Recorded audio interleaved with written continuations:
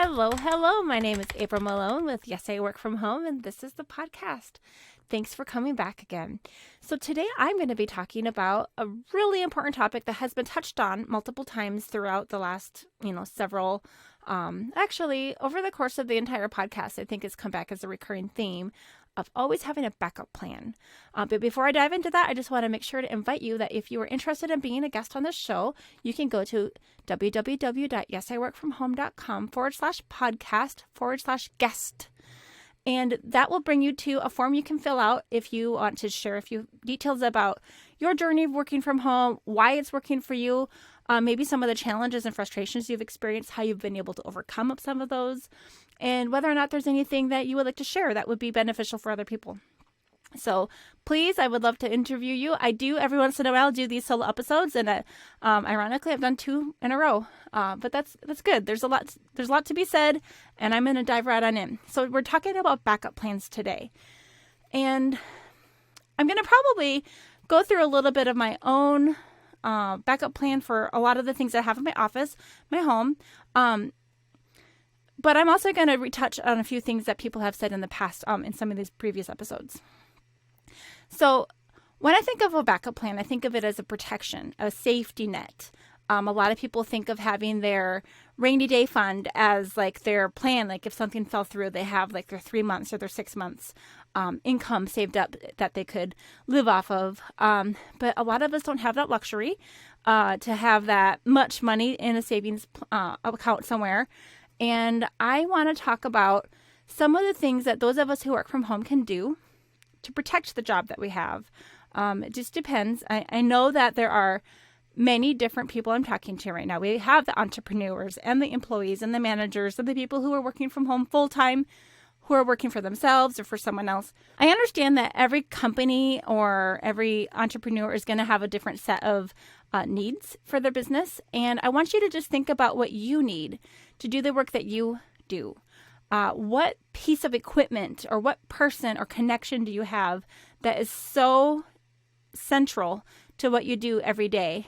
And then what would happen if you didn't have that anymore? If something broke or if a connection got lost or just something about the nature of your work that you do that can't get disrupted. I'll give you a moment to think about that for a moment. So for me, I have been recently working as ESL teacher, teaching online. So I'm using the internet. I'm using my computer at home. I'm in my home office, and I am doing this in the middle of the night.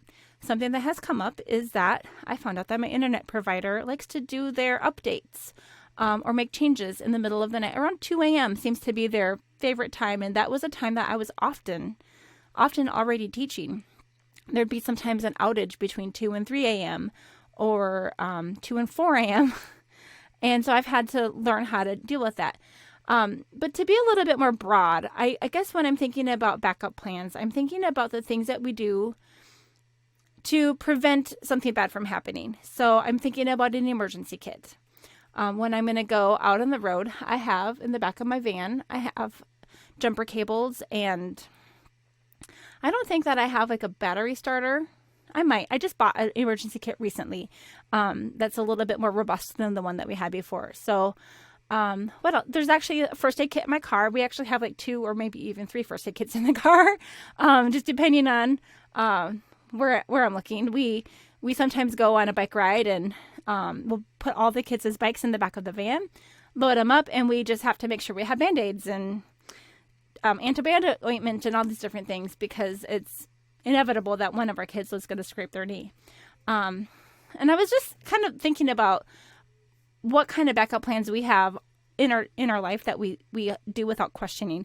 For instance, when we fly, we often carry luggage onto the plane with us as a carry-on. In the past, back when they didn't charge extra for checked bags, we would pack huge suitcases full of all the things that we might need for a vacation. And then the carry-on would just be like the few things that we might want for the flight, and maybe a change of clothes and like a toothbrush just in case something happened. And that has happened, actually. I have been stuck without my luggage more than once, actually, and had to live out of that carry-on for a day or two before it would catch up with me. Nowadays, of course, with so many airlines charging extra for the checked bags. I think that we just try to cram everything into the carry-on, and that is our suitcase now. And then also just like a purse. I was thinking about that old TV show. It was like a game show that people used to watch, and it was like, oh dear, it was everybody had a huge purse with them, and you had to like dig into your purse, and they'd give a prize to who could ever pull out the most random like kitchen sink item. And I was thinking about what a handy friend that would be to have someone that you maybe travel with who just happens to have everything with them. So I guess now that I'm working from home, I have had to learn that my office has had to kind of contain a lot of my little backup plans that I have for the different things I needed for my work. And when I was working on site, I used to have a supply closet where we would go to get our refills for paper and the backup batteries, and like if our computer wasn't working, there was a laptop we could use and things like that. And now that I'm working from home for myself, I have to have all of that. When I worked from home for Mayo Clinic, they sent home equipment with me, including a backup keyboard. I think they gave me a backup keyboard and a backup mouse. And if I messed those up, I was on my own. But they provided one. If I kept breaking things, then I would have to replace my own. But I used their backup keyboard. I think they originally had given me like a nice ergonomic one. And then like the last year or two, I was working off of a straight keyboard, which was not ideal. Probably one of the reasons that I have all these neck and shoulder and back issues. Not having the most ergonomic setup, but also being too cheap to replace it with something better. When I'm looking around my office, okay, so you can't see it here if you're watching the video version of this podcast episode, but I do have quite a bit of shelving around me, and it's just the nature of my work. And I know that not every person is going to have the same type of work flow that I do. I've been teaching and using Relia and props and things to demonstrate how to say certain words in English or to have a conversation and to just kind of like supplement that. So I do have a fair amount of just like, looks like toys in here, random office equipment and things. But then the really important stuff is I've got batteries. If my mouse dies while I'm in the middle of teaching, that's just like the worst nightmare. I can use the trackpad on my laptop as my backup plan, but it's not good for if I'm doing a 10-hour shift. I have to have a battery and I can change my battery in my mouse while I'm teaching, and nobody would ever know. But I've had to do it a lot of times, and it's just best. Same thing with my keyboard. If my keyboard goes out, I can get by with typing like this with my arms up on my keyboard on my laptop, which is positioned higher because of the camera angle and for ergonomics for my head. But if I keep doing that, I'm going to start to struggle with headaches and, just a lot of tension on my neck and shoulders. And because of my history of already having problems in the area, I am not going to tempt fate and do that for very long. I was in a group for people who were starting to work from home, teaching English. This was a couple of years ago. And this person was like, I am just having so many headaches. And I found out that he had a standing desk that he had made for himself, but he was doing that. He was raising his arms way up to almost shoulder position to type, and he was teaching like long hours, like 4 hours or longer without stopping at all. And I was like, I can tell you why you're getting headaches, because I've done this. When my keyboard wasn't connecting with Bluetooth for a while and I hadn't figured out how to use like the unifying receiver for my Logitech keyboard, I did that, and it was brutal not having a proper keyboard set up.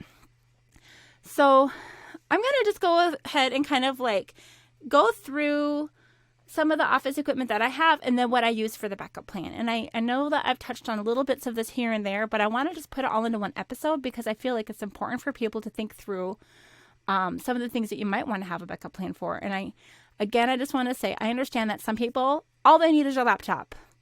And they are comfortable and happy and fine to just have their laptop and probably a charger to get through their day. And, they're not having to answer to anyone else and things like that. But for those of us who are like on the clock or in the middle of a meeting and maybe working for a company that is a little bit less forgiving for some of these mishaps, I I just want to go over some of the things that have saved my butt a lot of times over the years. I'm looking over here and I see my headset. So a couple of companies that I've worked for required not just an over-the-ears headset with a microphone, but they required it to be a USB headset. And so that just, I think it gives a higher quality connection. And I know that some people would try to teach without any headset at all, but it was pretty much not allowed. Some people have taught with AirPods.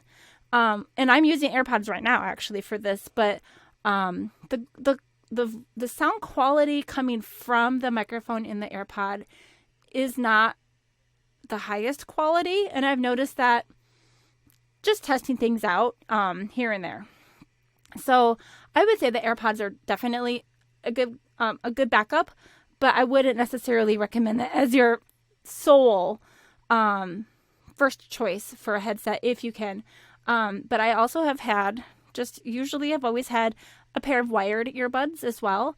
Because I use some Apple products, I usually have like the higher quality Apple ones, but I got a few cheap ones for my kids. I think I got 10 sets of really cheap earbuds, corded earbuds for $10. So $1 a pop. And I'll tell you what, I tried to do my interview for VIP Kid. That was my very first ESL job. And I showed up to my interview and they had said, please use a USB headset for your interview if you can. But if you can't, higher quality like Apple earbuds are going to have much better sound than, say, an off-brand. Well, I don't know if I just didn't realize or if I didn't have any choice or I couldn't find them or what, but I showed up with my off-brand earbuds and they had a microphone on them. And I failed that interview. So they gave you two chances for that interview. And I failed that first go at it. And the lady told me, she's like, I could see that you were doing everything right, but I just could not hear you. She's like, I couldn't hear you pronouncing some of the, like the S's, some of those softer sounds. She's like, I just couldn't hear it. I was basically having to read your lips because that sound wasn't coming through. And so in a pinch, if you have to have something absolutely, you can use the lower quality, but I would definitely recommend having higher quality headset for sure. I've actually noticed on several occasions, okay, so my very first time that I ever did a Skype interview with a woman, it wasn't actually I was interviewing for a job. I was interviewing her to see if I'd want to work with her as she was going to be like a temporary VA for me. This was several years ago, and I was so nervous about this because I had never been on Skype before. I had never installed it, and I was like so focused on that it totally, and I think that she had said, please make sure to have a headset with you. And I was like rearranging my bedroom and making sure that the wall was looking good and like setting up like a piano bench with like boxes to put my iPad on top of it. And so that I would have like a nice professional background. And we get to this little interview, and first of all, she didn't even turn her camera on. And she just wanted to do a voice call, so we didn't even activate the video. So she couldn't even see that I had like presented everything nicely. But I didn't have any headset, any earbuds. And so what happens when one person shows up without any kind of headset is that they're usually playing the sound through the speakers of that device. And that means that it's going to reverberate through the microphone into that same device. And so what happened for me is that I couldn't hear any echo, but she was like having the worst echo and she could barely get through it. She probably was experienced with that sort of thing and was like, okay, we'll just struggle through this. But I have been on the receiving end of that a few times with teaching. If they had the volume turned up really loud, that sound will just leak right back into the microphone and it's just a nightmare. So always try to have some sort of backup set of headphones or headset, earbuds, AirPods, whatever you call it. Especially if you're going to ever be on any kind of video call where you will be communicating back and forth and be on speaker. I'm looking around and I see a lot of plugs and connectors and chargers and things. And obviously you need to be able to charge your devices. If you don't have a way to charge your device when you're out and about, it's nice to have that backup charger in your phone. In your car. So I do have like the USB that I can use, but then you have to have all these different kinds of connections. So some of them have the lightning, I don't even know what they're called. All the different kind of connectors. There's the USBs and the USB minis and all the different things. So just know that when you're out and about, you're going to need to make sure that you have the correct connections. I have had to buy a few dongles and adapters over the years that will allow me to use, for instance, my USB headset with a device, for instance, my iPad, that doesn't accept that USB. So if you ever might be traveling and you're going to be using a different device, then you're maybe like a desktop computer, just make sure that you have the correct connections to be able to charge your device or to be able to use something like your headset. Oh, yes. So Ethernet. I'm always trying to be connected by Ethernet. This is the cable connection for my internet coming from my router, my modem router dual thing that I have, that I have a docking station that has all the adapters and all of the different types of, I don't know why this word is just escaping me today, but all the different ports. Ports is the word that I need for my USBs and all the different things. It even lets me do HDMI, and it even reads my SD cards. It's pretty amazing. I think it's a little bit I got it from Best Buy a few years ago, and when I've tried to see if I can like recommend it to people again now, I've noticed that it's like out of stock kind of thing. So the Ethernet cord basically is my internet connection from my router cable, modem device down here, and it's a physical cable that comes up into my docking station, and my docking station has all the different ports that I need to be able to have like my USBs, because my MacBook that I use doesn't have anything except for one or two little ports that aren't compatible. So it's basically kind of my catch-all for all of the things I need. And the Ethernet allows me to have a faster connection, a secure connection, straight into my computer through that docking station. I highly recommend using an Ethernet cable at all times if you can. People don't really realize how much you lose when you're just depending on Wi-Fi. And I know that just searching the web and, a very casual meeting, maybe on Zoom or something like that, is not going to show a lot. But when you get into like video conferencing and you've got multiple feeds and people talking, especially like, for instance, I've been teaching English overseas, and I'm telling you, when you are starting to sing a song with someone on the other side of the world, you really start to notice that lag. And when I have the Ethernet connected, that lag almost disappears. If it's depending on Wi-Fi, and especially if both parties are depending on Wi-Fi, you really start to feel it. I had an interview with the email security guy, Dan Wheeler, in episode 16. And he talked a lot about how not only using the Ethernet is, good for speed, but it's also really good for security. It's just one less thing that people can use to hack into your personal data. So Ethernet is a really important thing. But if you don't have Ethernet, then Wi-Fi is your backup. I definitely like to think of it that way rather than the other way around. Ethernet is, to me, the higher standard. When I have traveled we had a wedding in the family, and we were going to not only fly out for the wedding, but we also were going to spend a few days with my husband's family. And I didn't want to cancel too many classes. I still had my schedule already opened up for teaching, and I didn't want to have to cancel anything. And I guess I maybe could have planned ahead and not opened up those things, but I was able to go ahead and teach anyway from my in-laws' basement.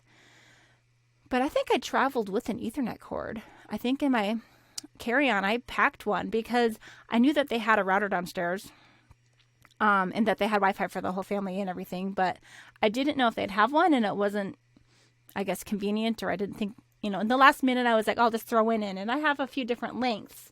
There have been a few times that I've actually taught in my home. I'm in my upstairs level right now, but I have taught for Christmas in front of our Christmas tree several times. And even though I could get by without the Ethernet for a few days around the Christmas season and just use, the Wi-Fi, I actually have chosen to go ahead and purchase an extra Ethernet cord to be able to go down the stairs and around the corner. And I think it makes it all the better, especially since I'm singing songs with these kids and it's a really better experience. So Ethernet, I would say, is definitely first choice. Wi-Fi is second choice. Third choice for internet is a hotspot. Now, I know that depending on where you live, hotspot might actually be your first choice. But if I ever have an internet outage, which, like I mentioned earlier, the internet service provider that we have loved to do their updates in the middle of my teaching time, and I just never knew when I was going to lose my connection. So I had to learn how to use a hotspot. And I have discovered that I can have a faster connection on my hotspot if I am wired. So I do have another adapter or dongle or cord or whatever you call it that has the correct connection from my phone straight into my computer without having to use the docking station. And that has saved my butt a lot of times when I've been working for these companies in basically based out of mainland China. They have a very different standard, I guess, for absences. One of them actually has been very, I want to say forgiving, but they had a policy that you were allowed to have one absence for personal reasons every 6 months, which I think is quite fair. You were allowed to have different kinds of absences. If you had like an internet outage or a power failure or a technical problem with your equipment, there were other basically free passes for those types of things. But if you just like were late because you slept in or missed an alarm or set the clock wrong, you only had a very short amount of those kinds of absences. I think you were allowed 6 and 6 months, but that would be termination at that point.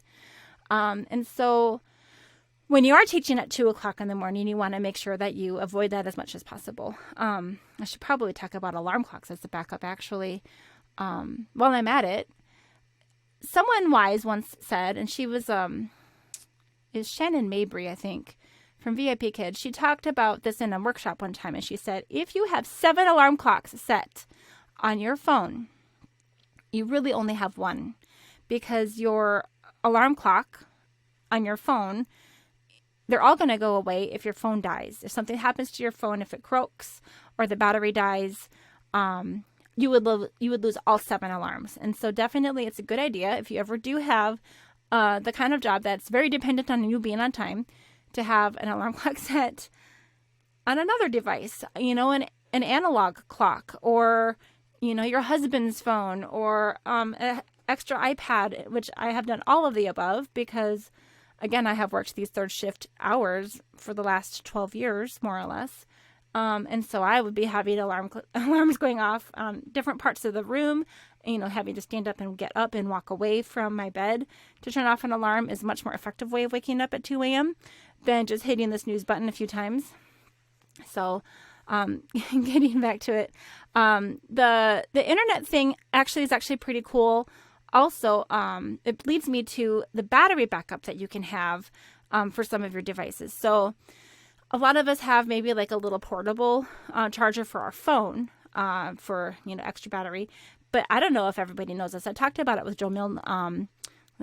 Joe Milne was in episode 20, Adventures in Teaching ESL. He and I were talking a little bit about what happens if the internet goes out. When you're living in a place like Lima, Peru, they might have sometimes more power outages than maybe I experience here. And he said that he had not only his own laptop, but I think 2 more. His wife and his stepdaughter also had laptops. And if he ever needed to, in a power outage, he could switch devices and have their batteries. So that's one thing. But I actually have a device that's just sitting right behind me. And it's called a battery backup. I have a box for it. I think I have shown this even before. I got this at Best Buy. It's the battery backup Cyber Power, 530 watts. And it does have 250 minutes of runtime during a power outage. Now, Half of the outlets are on the battery backup and half of them aren't. So you make sure that you only plug in the things that you would want to continue to suck that battery down if there's a power outage, such as maybe your modem router. I actually choose not to keep like a fan or a light plugged into that side because those would drain faster. I do have an LED light. Actually, all of the lights in this room, I think, are LED, so they don't take very much power. But one of them, or two of the light bulbs are in my ceiling, so I wouldn't be able to control those if my power went out. But the lamps that I have, I could plug in if I needed to. But I know one time we were out of power for 90 minutes. And the miracle was that not only did I have a light, but my computer was basically still running. But the internet was able to continue going because I had the battery backup. So the router continued to work and gave me internet even though I didn't have power to the house. So that is something I highly recommend as a backup. Not only does it help you cover the internet or the power outage, but also internet if you are depending on your router. I think that at some point I did have to end up using a hotspot for a little while, and I did run off of my battery on my laptop for a little while as well. But I don't think I had to cancel a single class. Those were those weeks when I was working a 10-hour shift. And, to have a power outage for 90 minutes, that's 3 classes. But I feel like at one point there was another time that I had to go for about 2.5 hours.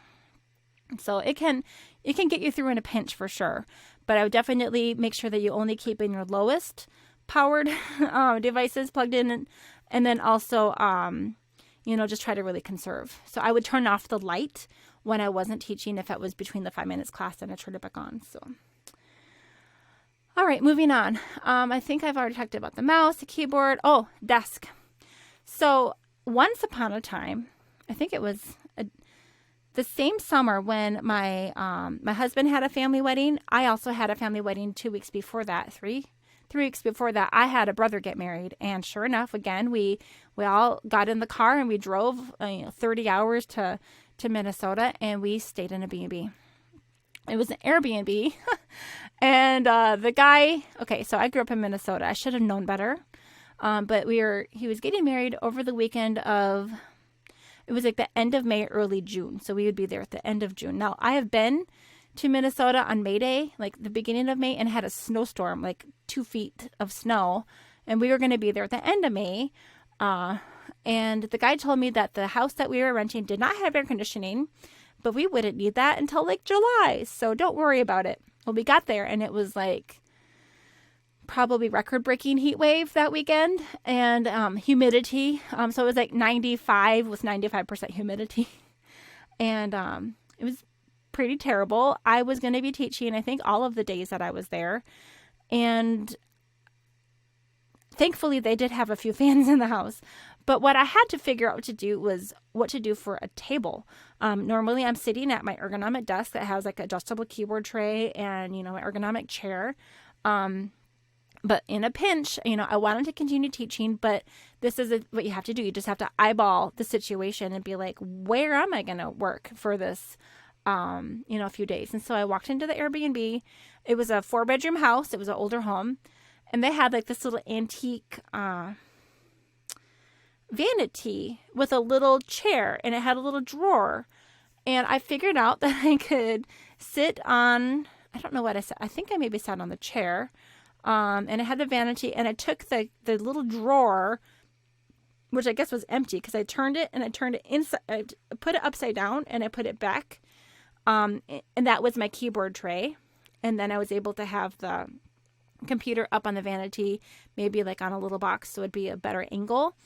But I've had to do this a few times where you basically walk into a situation like, hey, I got to get some work done, and I'm just going to like assess the situation and be like, let's go, and just grab what you need and go.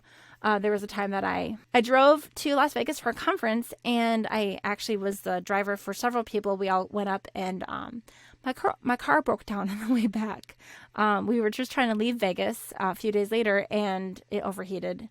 The next day, I found out that it was a $10 gasket cover, something like that.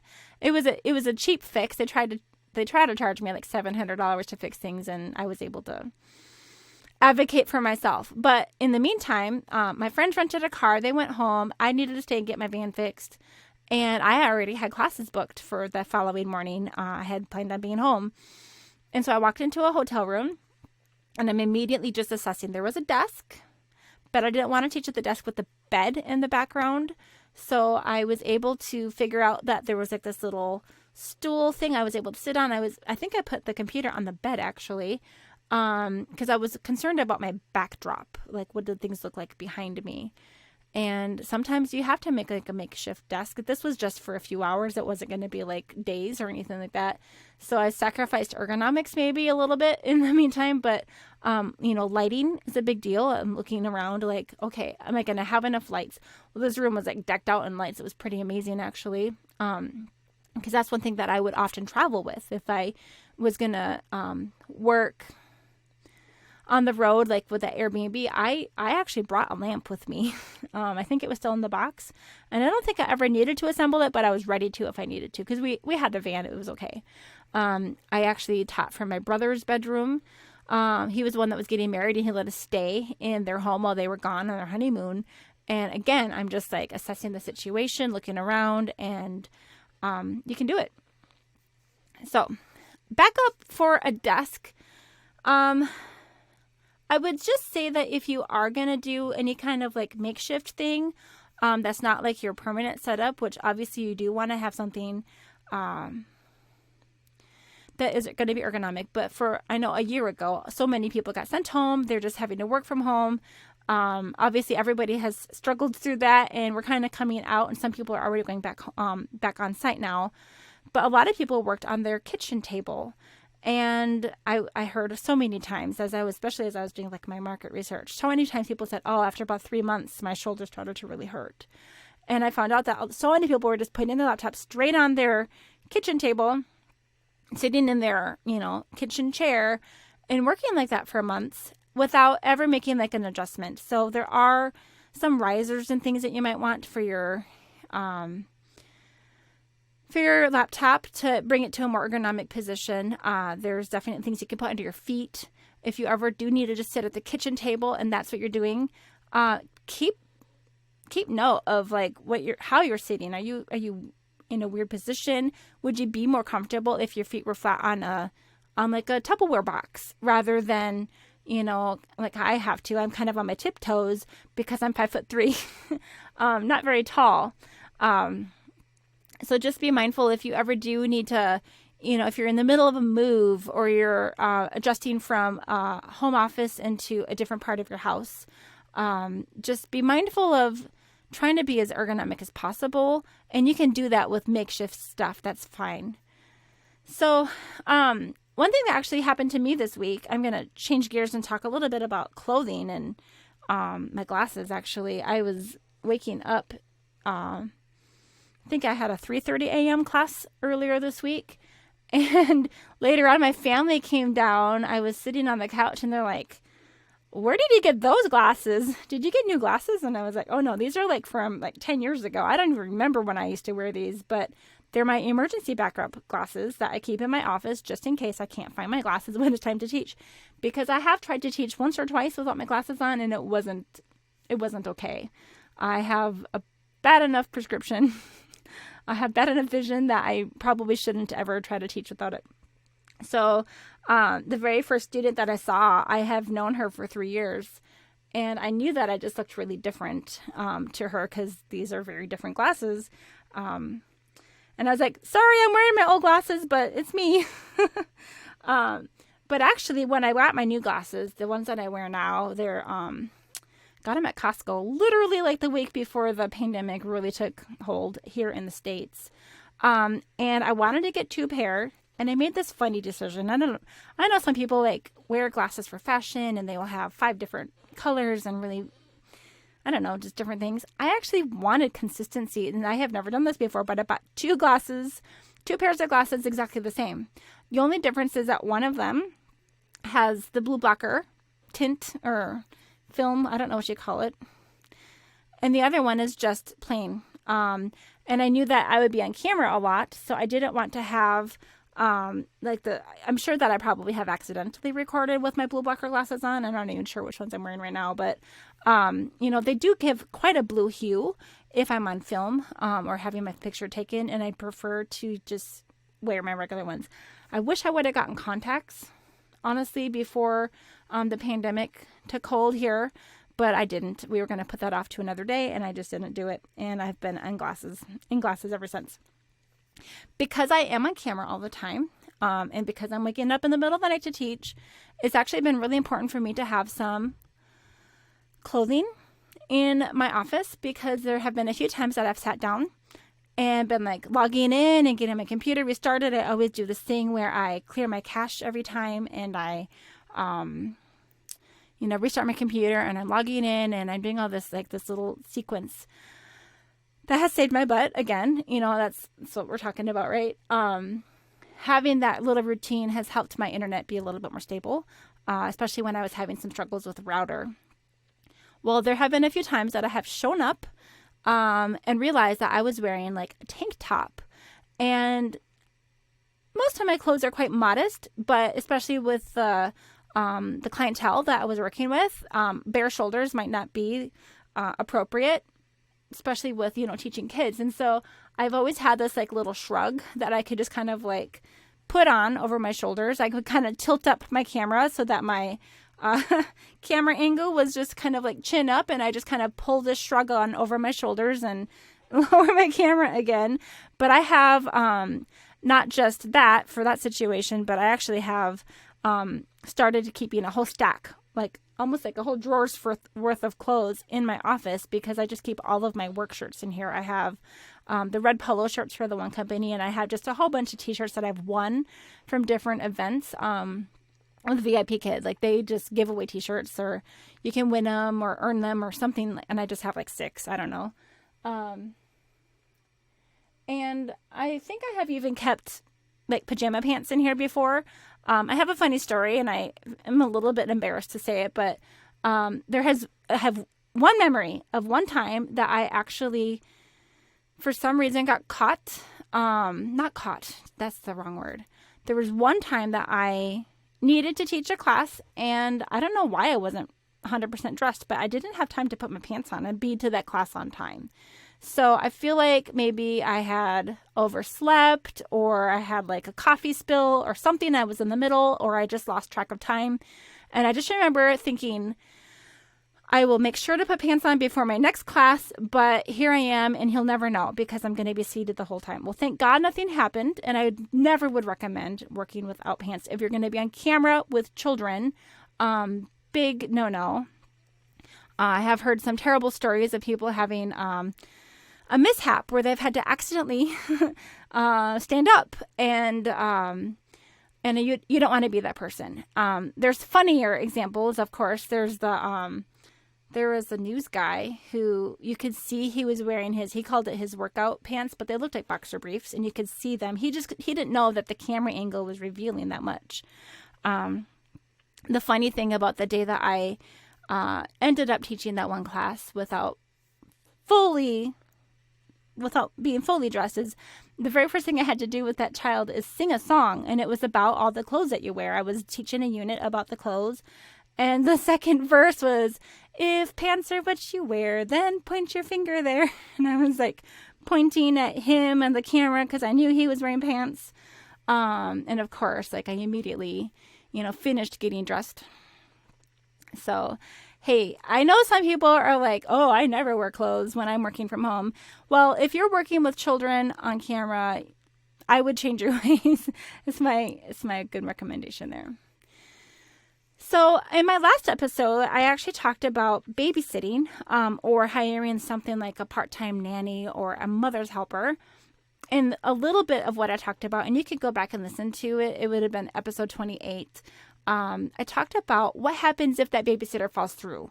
If you were depending on someone and that nanny's supposed to come and then they get sick, or their kids get sick, or their car breaks down. I think it's a good idea to just take inventory of who you know and who you could call in a pinch. Do you have a friend or a family member or relative who would be willing to come in a pinch? And if not, If you're in a situation like we are, where you live far, far, far, far from family, we live, like I said, about a 30-hour drive, not only to my husband's family, but also my own, or a flight. So it's not like they can just hop on an airplane and just come and babysit our kids if the babysitter's barfing or something like that.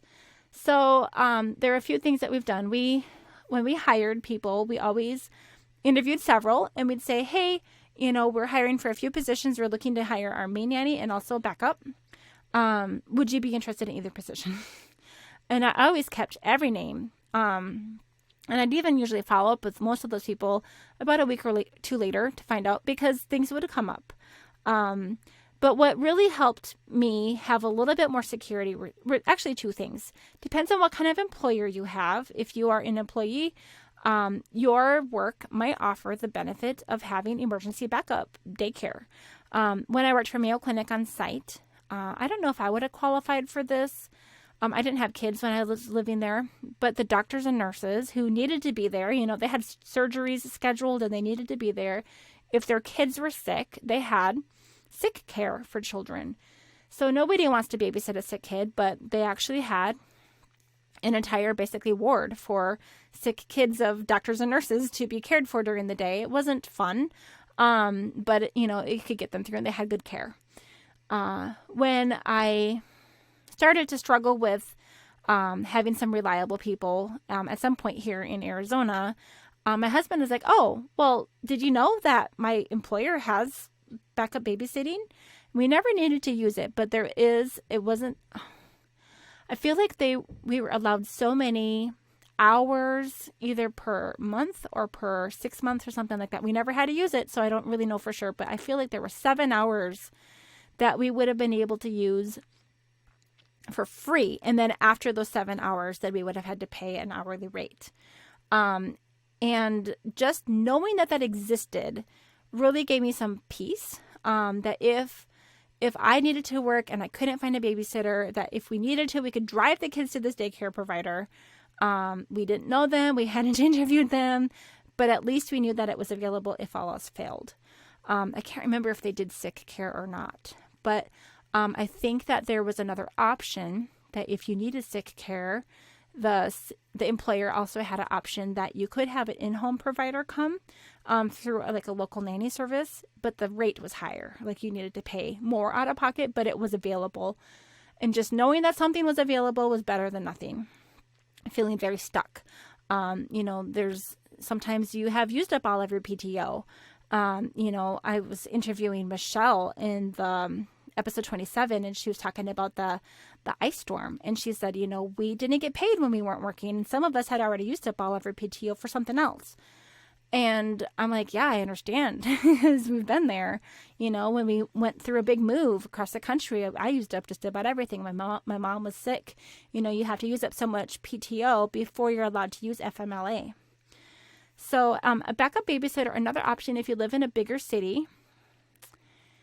We have it here. I don't know if this was the local just to the Phoenix area, but the Busy Bees babysitting app. It was an iPhone app. I'm not sure if it's available now for Android, but it was kind of like Uber for babysitters. So the company had screened all their babysitters. They had their own shirt with a logo, and they were very punctual, very professional, and they would come and babysit your kids on pretty short notice.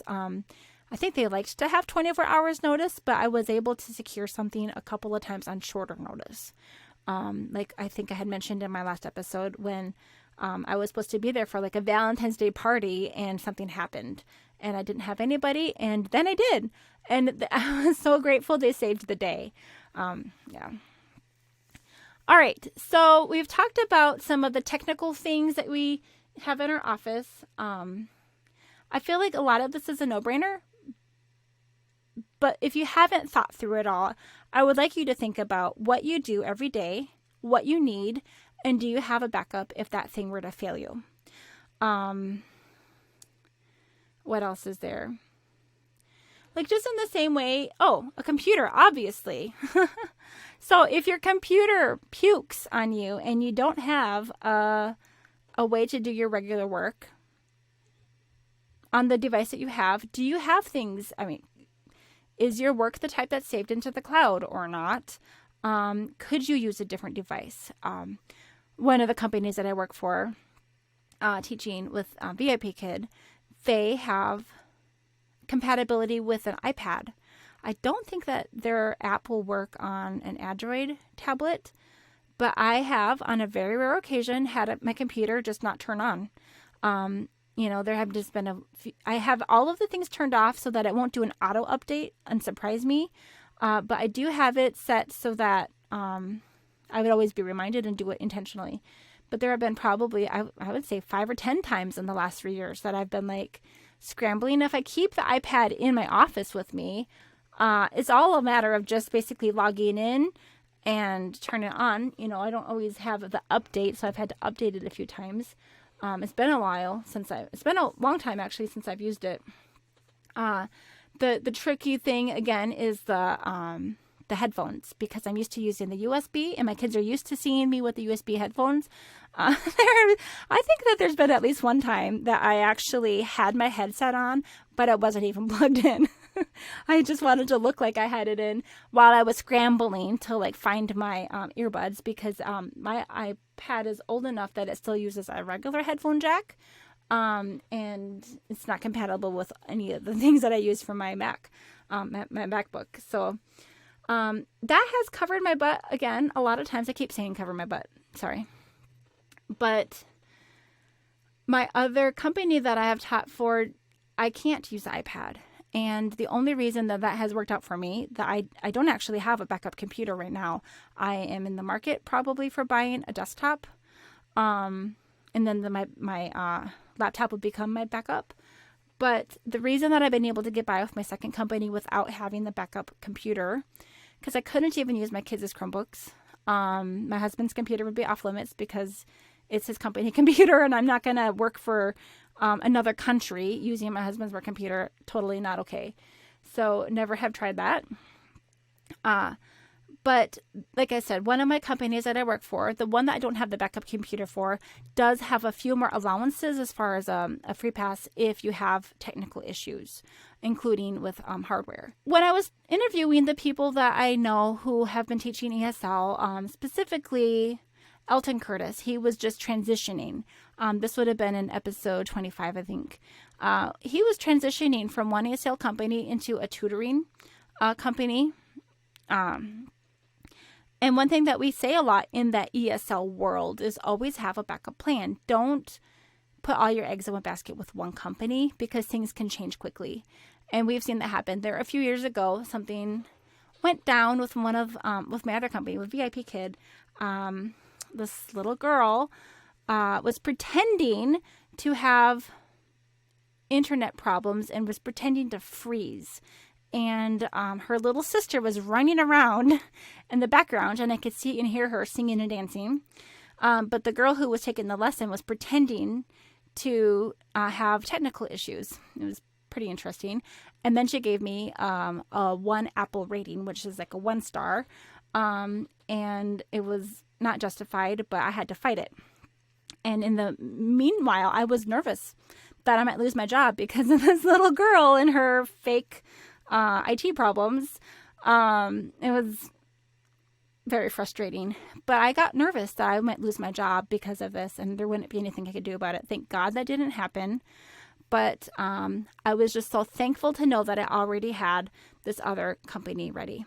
I've talked in the past when I did, I think, my solo episode in I think it was episode 7, when I talked about my work from home journey. I talked about how I worked for Mayo Clinic for 17 years. I had pension and, everything. I carried the benefits for the whole family with insurance. And one day they just announced that they were going to let us all go. They didn't actually announce that they're going to let us all go. They gave us the option of leaving voluntarily at the beginning. And I accepted that package. It was kind of like a severance package, but it was a voluntary separation package. And the biggest reason that I was willing to do that at that time was because I already started teaching English as a second language on the side for fun. It was actually just for fun money. It wasn't, I guess I kind of had a premonition maybe that something might be happening with our company. with that department that I worked for, they were kind of being replaced by some more, just with voice recognition technology, taking over our role for the most part. And I interviewed my friend Angela, who was still working in that field, and she was one of the people that has been able to continue working as a transcriptionist during this era of everything kind of changing in that field. But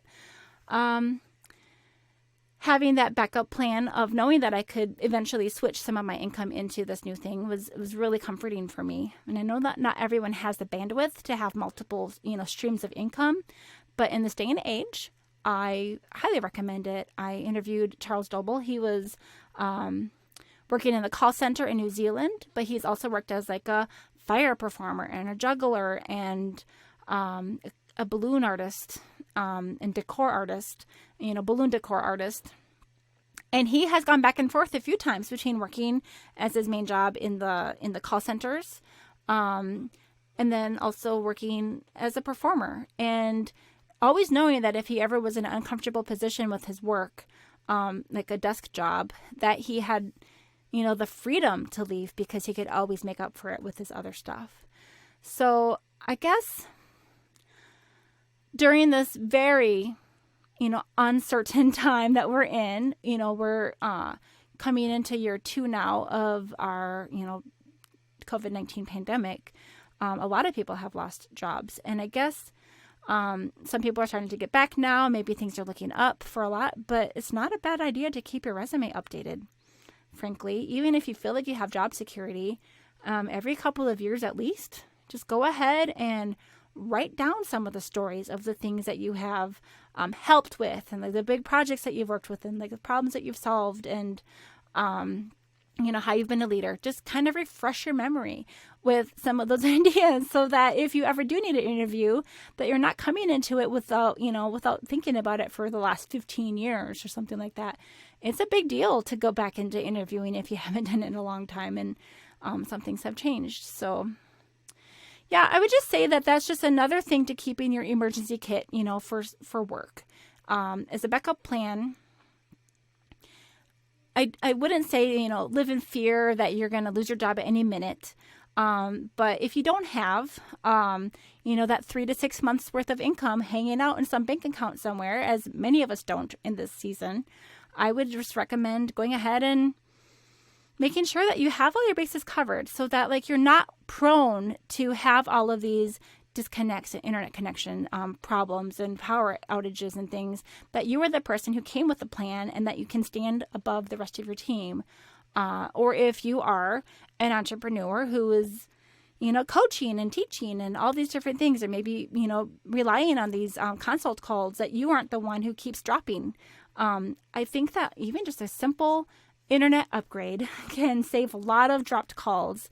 A lot of people don't realize that, how demanding some of these video conferencing calls are on the internet, especially if they've got kids doing online school and streaming the internet, watching Netflix or something like that, all simultaneously. 2 people working from home and 3 kids working from home. That's maybe a little bit too much. When I interviewed my friend Angela, I think she actually, she was the one that was doing transcription, but she'd been doing this for years and years and years, and she always paid for 2 different internet connections. I don't know if she had them from the same company or not, but she had one for the family, and she had several kids, so that was important, and then one dedicated to her work.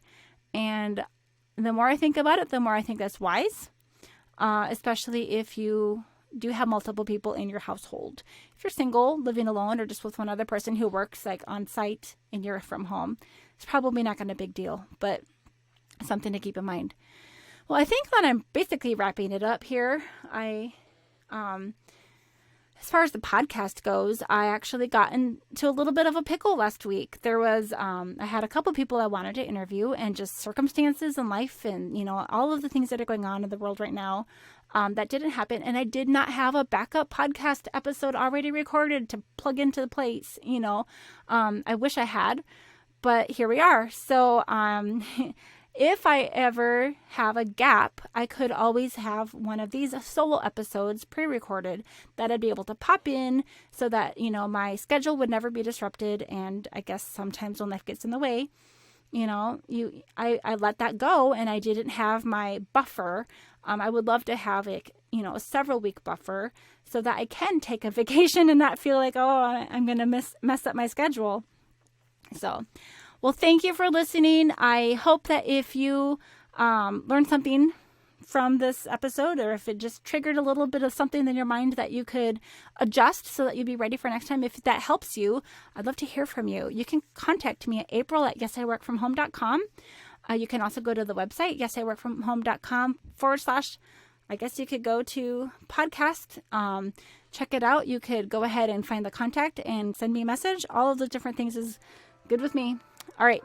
Take care. I hope to hear from you. And until next time, bye-bye.